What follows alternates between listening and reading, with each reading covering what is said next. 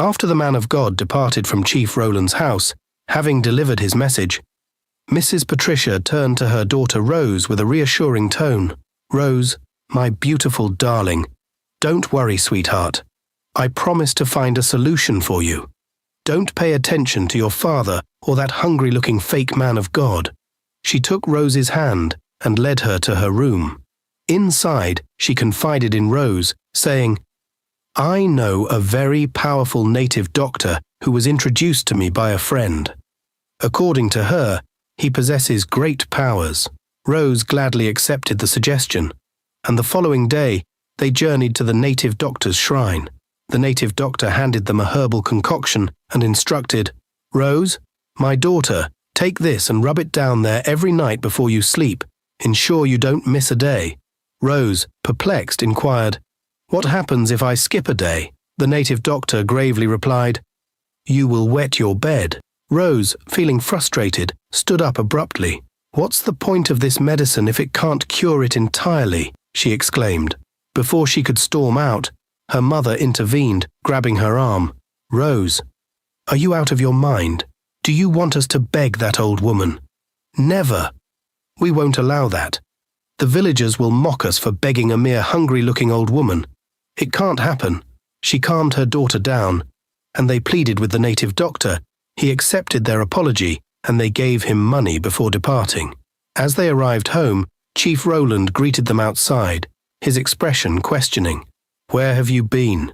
he asked, eyeing them suspiciously. Patricia, not in the mood for explanations, simply replied, "Just visiting a friend, Rowland."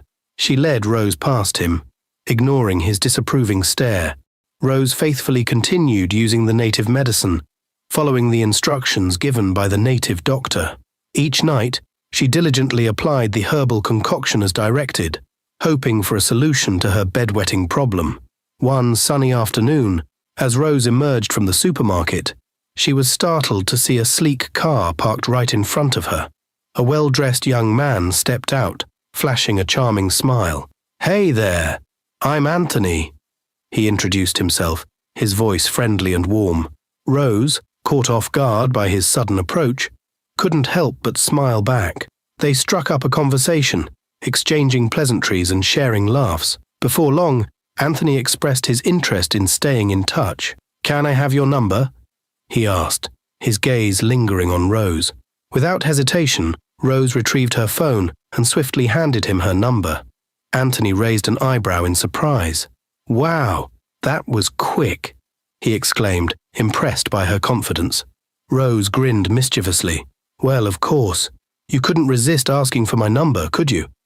After all, I'm such a fine girl, aren't I?" she teased, batting her eyelashes playfully. Anthony chuckled, charmed by her boldness. "You got me there. You're definitely something special," he admitted, before bidding her farewell and driving off into the distance. With a sense of excitement bubbling inside her, Rose couldn't help but wonder what new adventures awaited her now that she had crossed paths with Anthony. Excitedly, when Rose arrived home, she couldn't wait to share her encounter with Anthony with her mother.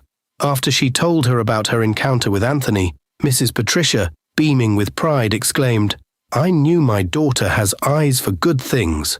A lion can never give birth to a goat." Her smile radiated joy as Chief Rowland entered the room. Not wanting her husband to overhear their conversation, Mrs. Patricia paused, but Chief Rowland insisted, "Please continue, madam. Don't stop, please." His tone hinted at annoyance. With a twinkle in her eye, Mrs. Patricia continued, "You see, Rowland, our Rose is attracting worthy suitors, just like we expected." Chief Rowland's expression darkened as he heard his wife's words. "Why are you doing this to this young girl?" he demanded, his voice filled with disappointment. "She separated from her husband just a few months ago, and now you want to encourage her into another relationship simply because of your greed." Feeling the weight of her husband's disapproval, Mrs. Patricia replied, "I just want what's best for our daughter, Rowland. Anthony seems like a good match, and Rose deserves to be happy." Chief Rowland shook his head in frustration before storming out of the room, leaving Mrs. Patricia to contemplate her choices. Despite the tension, Rose couldn't help but feel thrilled at the thought of embarking on a new romantic journey with Anthony. Upon arriving at Anthony's parents' house, Rose received a warm welcome from Anthony's family. His parents had long prayed for their son to find a life partner, as they eagerly anticipated having grandchildren. They all shared a meal, engaged in lively conversation, and even watched movies together, creating a warm and welcoming atmosphere. As the evening drew to a close and Anthony and Rose prepared to depart, Anthony's mother made a heartfelt request. She asked Anthony to allow Rose to stay with them for the weekend. Surprised by the invitation, Anthony turned to Rose and asked if she would like to stay. Feeling a mixture of hesitation and curiosity, Rose reluctantly agreed, saying yes. With a promise to return on Sunday to pick her up, Anthony bid Rose farewell, leaving her in the care of his loving family for the weekend ahead. As Rose and Anthony's parents chatted for some time, they eventually retired upstairs to sleep.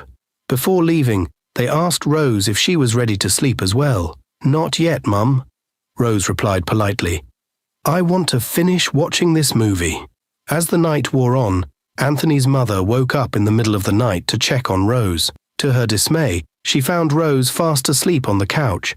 Startled, she gently shook Rose awake, only to discover a shocking sight. Rose was soaked in urine. Both Anthony's mother and Rose were taken aback by the embarrassing situation. Rose realized with horror that she had forgotten to use the herbal concoction the native doctor had given her. In her haste to meet Anthony's parents, she had left it behind at home. Unable to contain her distress, Rose burst into tears, overwhelmed by shame and embarrassment. Anthony's parents tried to console her, urging her to stop crying. The next morning, Anthony arrived at his parents' house.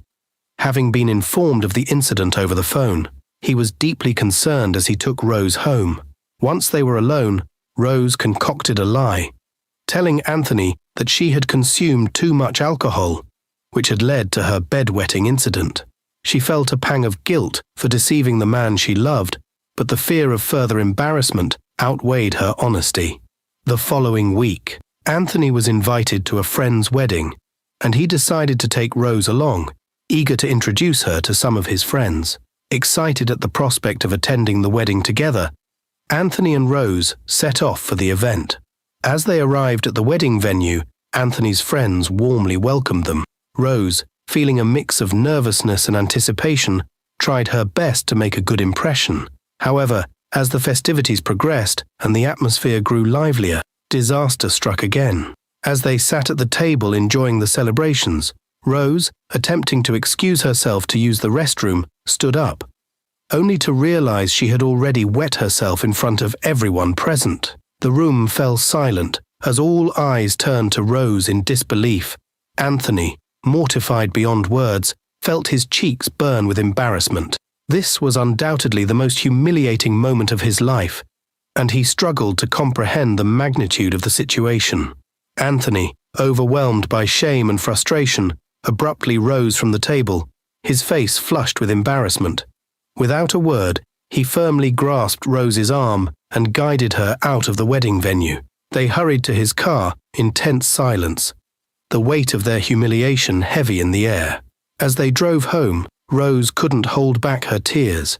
She wept bitterly, wishing she had been honest with Anthony and his parents from the start. Perhaps then they could have found a solution to her problem. Upon reaching home, Anthony turned to Rose with a stern expression.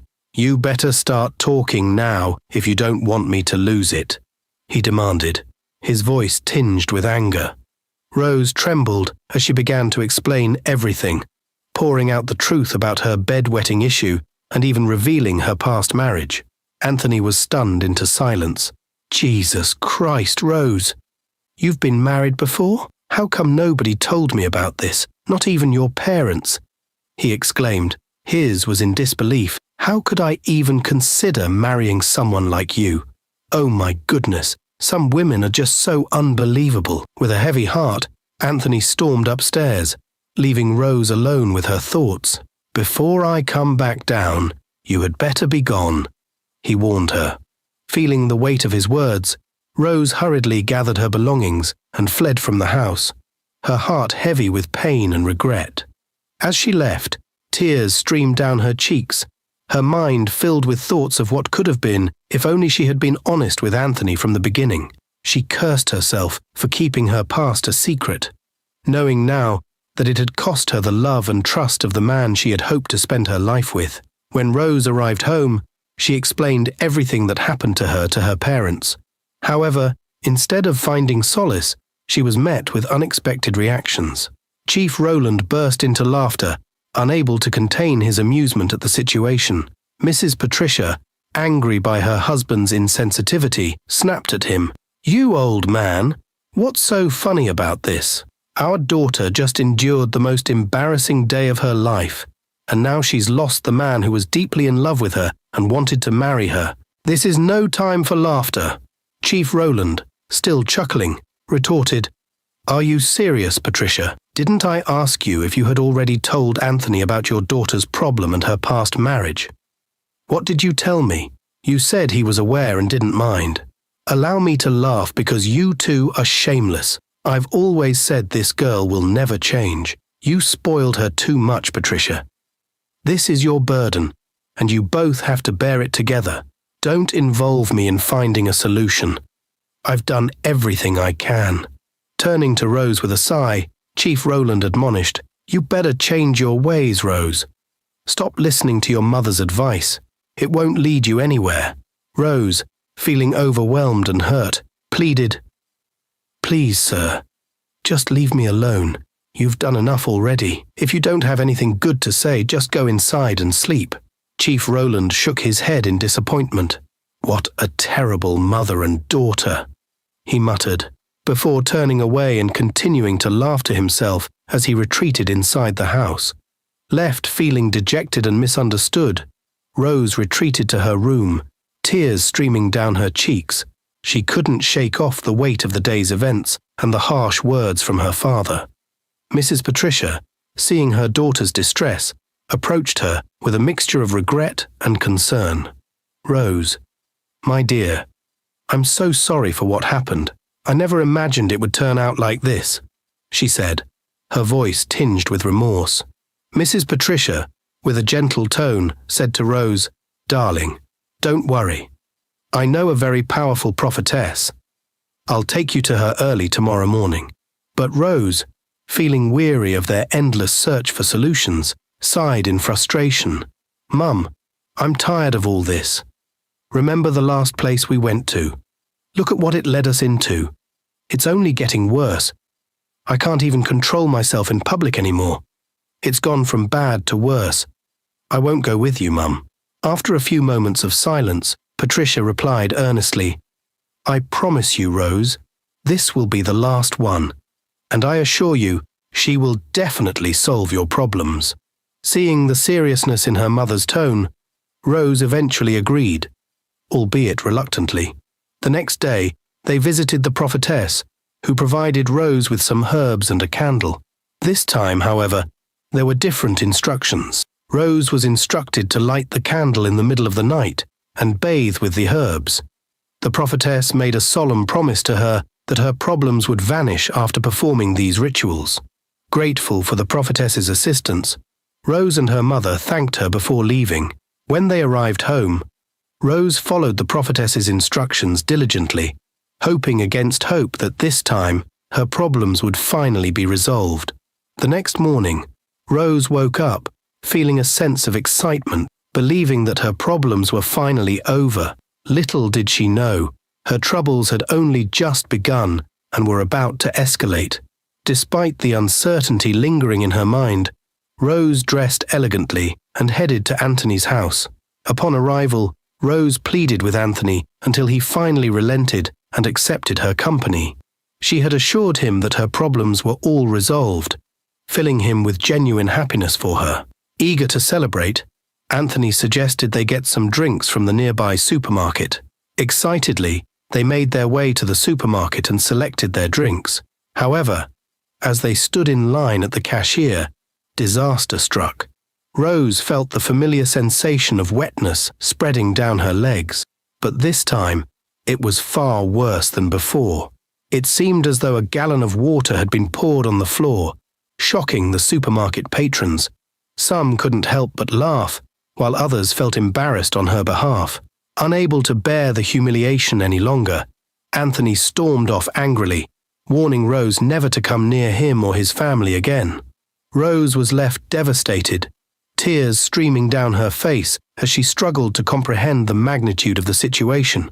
A compassionate stranger came to her aid, escorting her outside away from the crowd, ordering a taxi for her, and ensuring she made it home safely. Upon arriving home, Rose collapsed into tears, overwhelmed by the weight of her despair. Why has this old woman decided to make my life miserable? What did I do to deserve this?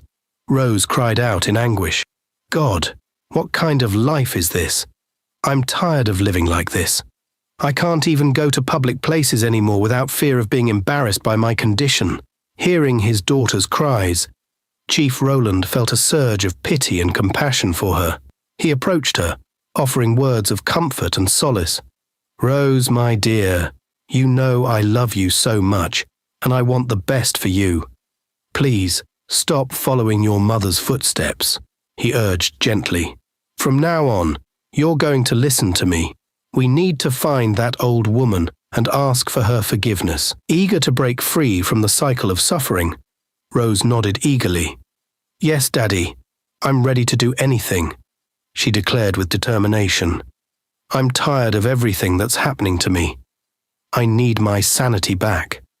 With tears in her eyes, she knelt before her father, apologizing for her stubbornness and pledging to heed his guidance from that moment on. Chief Roland, moved by his daughter's sincerity, wrapped her in a comforting embrace. It's all right, my dear. We'll find a way to make things right, he assured her, his voice filled with compassion. Together, they formulated a plan to seek out the mysterious old woman who had caused so much pains in Rose's life. Determined to put an end to the suffering, Chief Roland and Rose set out on a quest for redemption. After days of searching, they finally tracked down the old woman's humble abode on the outskirts of the village.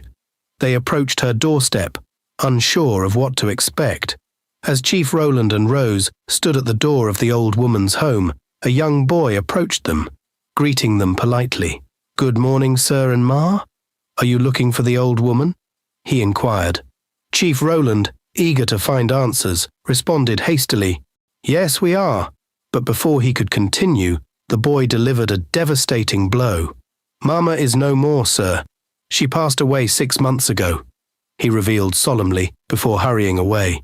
Chief Roland's heart sank as he turned to his daughter, the weight of his guilt bearing down on him. You see, Rose, if only you had followed me to this place a few months ago, Mama would still be alive, and everything would have been fine by now, he lamented. Rose, overcome with grief and regret, could only sob in response.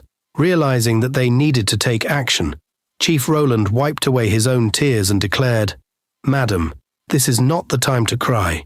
We must find a solution to your problems. We have to locate that man of God. Determined to set things right, they embarked on a relentless search through the village. After hours of combing through the streets, they finally found the man of God. His smile upon seeing them was both reassuring and unsettling.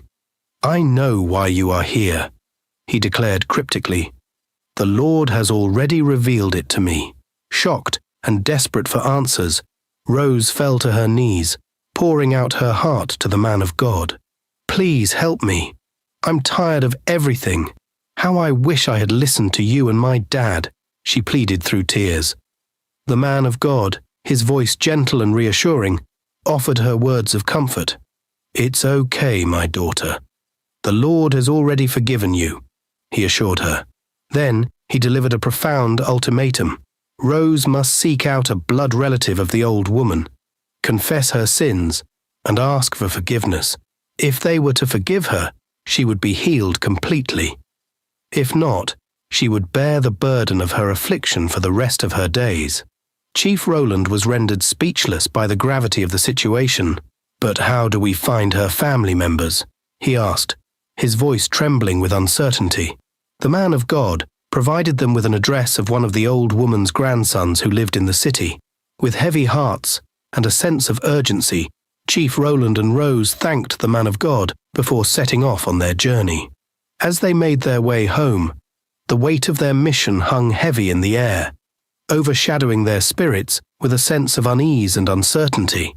If you enjoyed this story and would like to see the continuation, simply comment "Continue" below. Your feedback matters.